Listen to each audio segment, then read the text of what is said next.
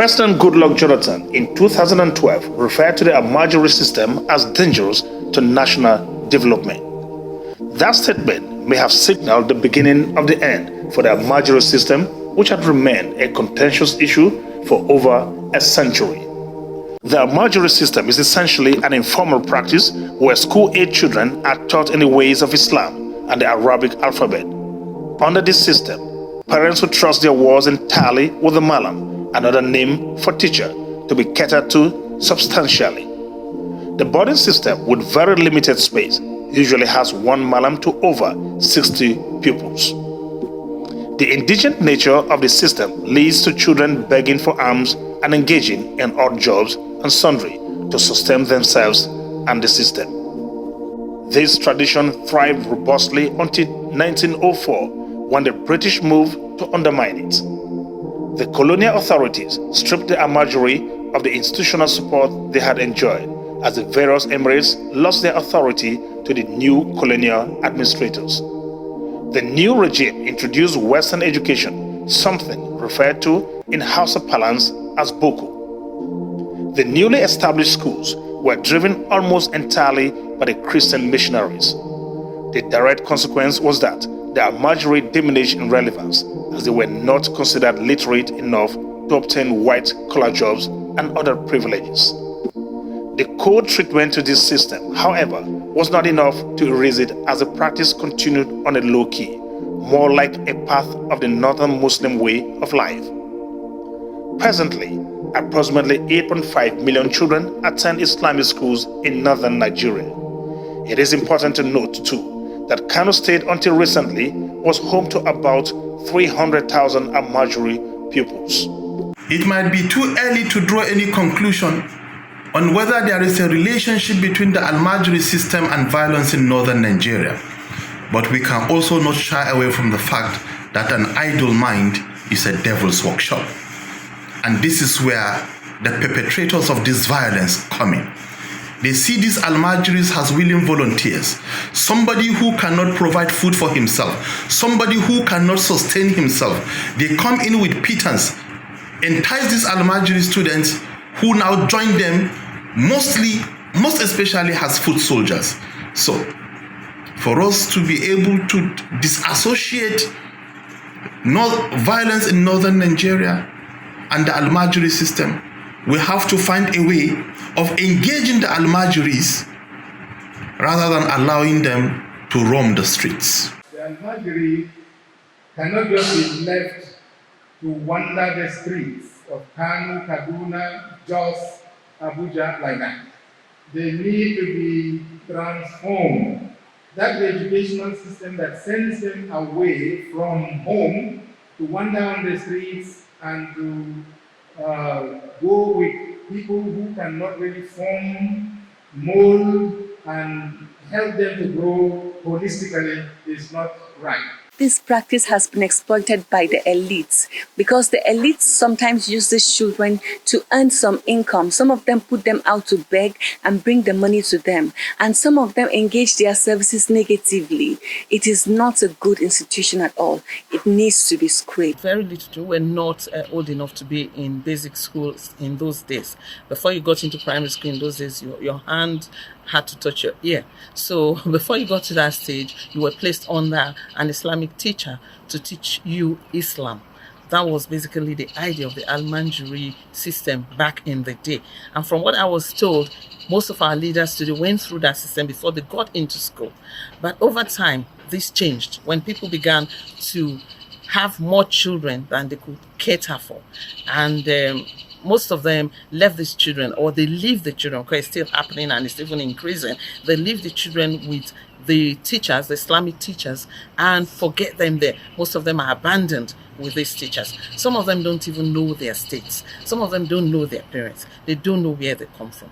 This is really, really bad, because we don't know what is going to happen, what is going to lead to in our society when you have people who are basically not educated. They don't have Western education. They don't even have the Islamic education. We don't know what they're going to become. And you see them all over the place just hanging around. And these are people who will be against the society in future.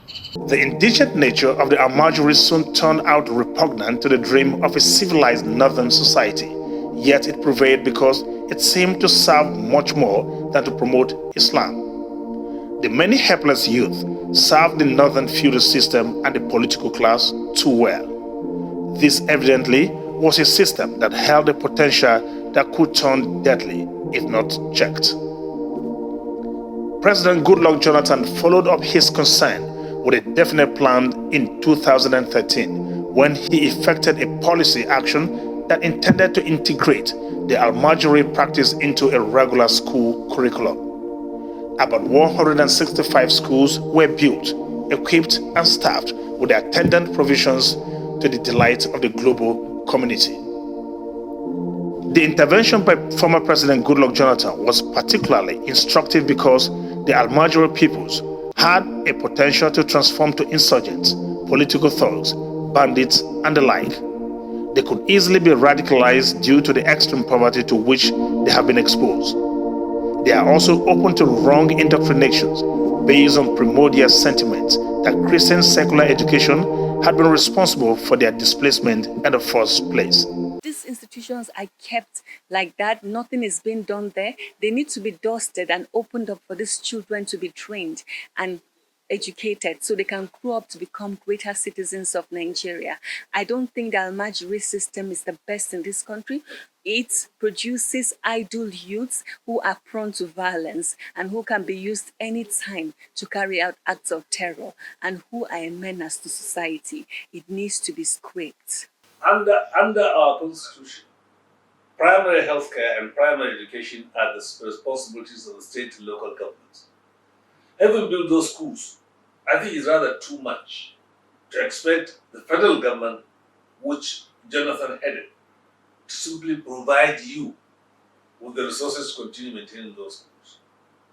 If he handed them over to the state government, and the state government have not been doing their utmost to make sure that these emerging schools are maintained and they are very well maintained, you can see why we have a very serious problem, because nobody is serious about it. I don't want to say what Jonathan did was suspect, because he did it as part of an election campaign. Even as part of an election campaign, I believe it was good. It was something that should have continued. It was not continued simply because the governors who are supposed to carry on with the system refused to do anything about it. And where money was available, they pocketed the money and disappeared. The politicians who really, really invest in these people. When I say they invest in them, they don't give them education. It's not like they give them education or they teach them a trade. No, they invest in them by giving them food and by giving them that little money for drugs that will make them do whatever they are sent. And it's not just the Almajiri system.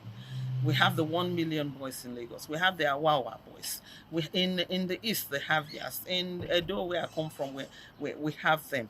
It's the politicians who are really exploiting the system, the failed system of the failed Nigerian system. They're exploiting it. They are using these kids. They are not giving them education. They are downplaying education from what we see every day. When you want to budget for anything, education takes the least. That is, if it gets anything at all, education and health. It's really, really bad. I would blame the politicians, not the elites. Their long-time angst against Boko, that is, Western education, suggests a connection to the raging insurgent group Boko Haram, which means Western education is sinful. The fact that Abubakar Shekau, leader of the dreaded Boko Haram group, was once an Almajiri speaks volume. There's a relationship between this practice and violence in Nigeria because the Almajiris are engaged negatively by the elites to go out and carry out acts of terror.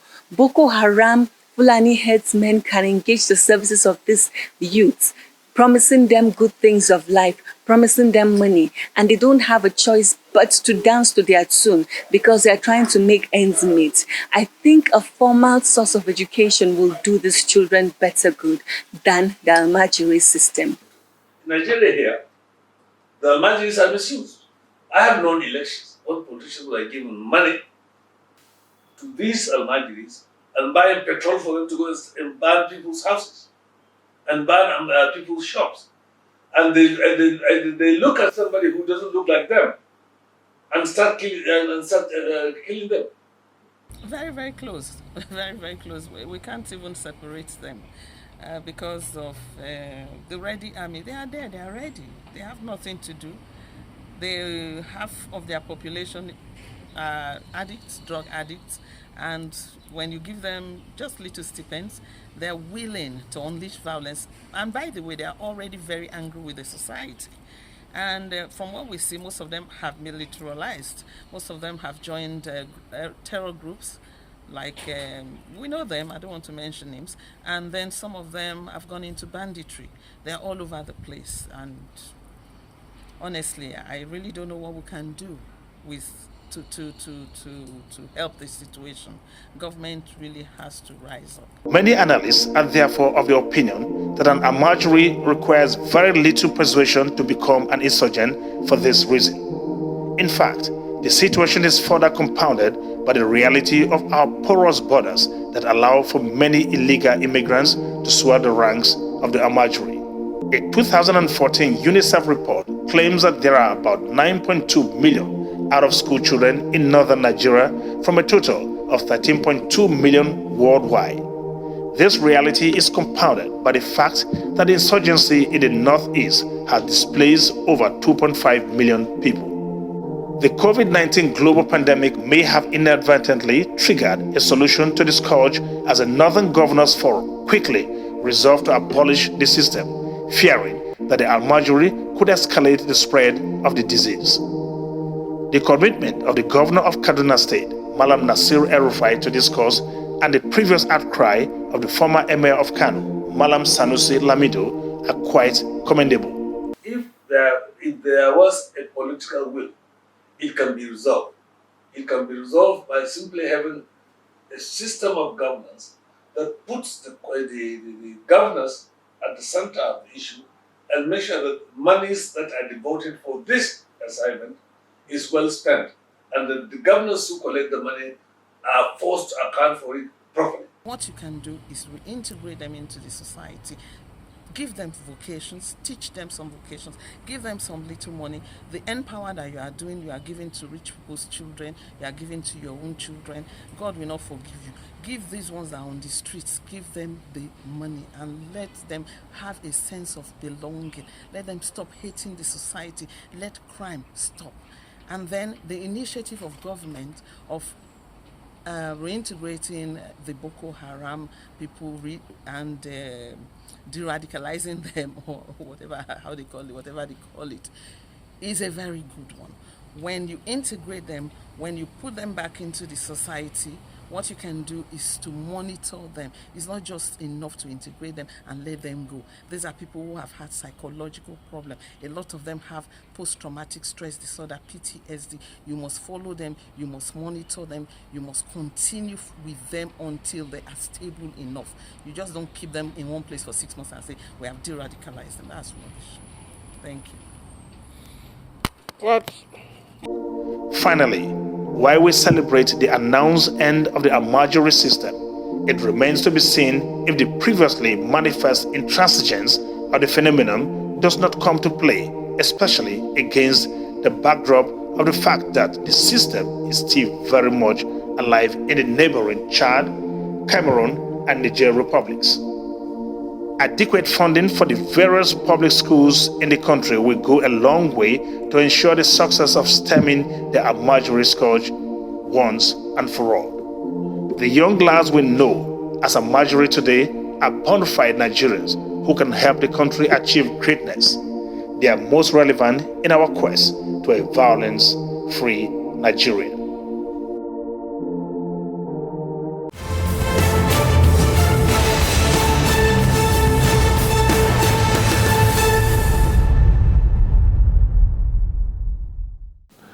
Welcome back. Our guest in the program today is Barrister Mike Ejiofor, a security expert and public affairs analyst. Barrister Ejiofor, you're welcome to the program. Thank you. Okay, now tell me, please, what do you make of the Almajiri situation in Nigeria and the nuisance that it constitutes? Well, Almajiri constitutes a major threat to our national security. If you look at the issue of the Boko Haram, for instance, some of them were coerced into joining Boko Haram. Some voluntarily, for lack of what to do, joined the Boko Haram. So, but if they were enlightened and know what is right, they shouldn't have joined this group. It's now constituting a major problem because the northern governors are expressing concern. Some of them even sending Almajiris out of their own states. So I think we got it wrong when the program introduced by Goodluck Jonathan was aborted. If that program has been seen through, I think majority of the problems which have been should have been solved, because these people, once they're educated, they know their rights. You can't just use them for begging or promoting violence. But some people think Goodluck Jonathan's approach to it was more of a political gesture, hence the weight wasn't so much or the depth wasn't much. Well, I don't think so. As far as I'm concerned, the problem we have in this country is that we don't address issues trying to nip the problems at the bud, but we try to pursue shadows. Jonathan introduced that program because it was an institutional problem. Once the people are educated and they know their rights, they won't be used. But it was aborted, and this government is now expressing concern that they want to address the issue of Almajiris. Our greatest challenge in this country is illiteracy. Otherwise, I don't see why people should be used as thugs. Other people's children are being used as thugs, and the political leaders are sending their children outside the country and asking other people's children to come and promote violence for them. Once their rights are known, they won't be involved in such criminalities. But generally, how is it that we're not able to build on all of the efforts that have been made in stemming this Almajiri scourge once and for all? Well, it's a major problem, like I said when we started. Education, I believe, is the most important thing for people to be enlightened, know their rights, get gainfully employed, and get all these issues of unemployment, social vices, thuggery, kidnapping, they will be addressed. Because when people are gainfully employed, they don't need to go into crime. Even though that would not also completely eliminate crime in the society. Get everybody employed, some people will still be involved in crime. We'll take a break right now. I'll be right back after this time out.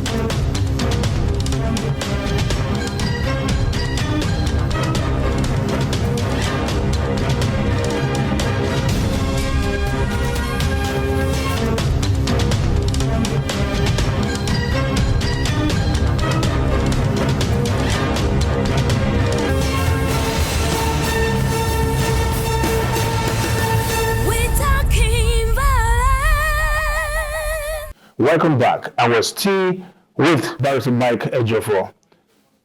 Now, how pleased are you that Governor El Rufai of Kaduna State led the entire northern governors to pronounce an end to this scourge? Do you think this will work? How can that be an end? They were the people who also thwarted these efforts by the previous government. Now it's constituting a major problem.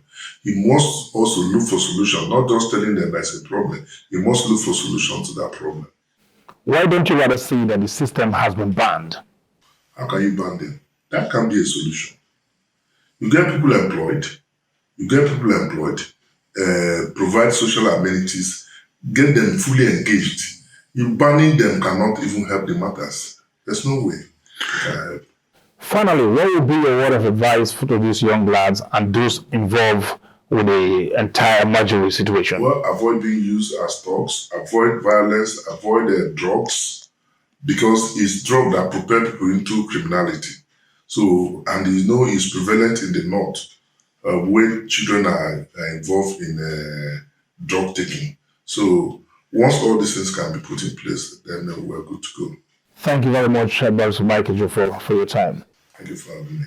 Well, that will be our program for this week. Same time next week promises even more. My name is Kali Ipe. Until we return, please remain on the road to a violence-free Nigeria. No more.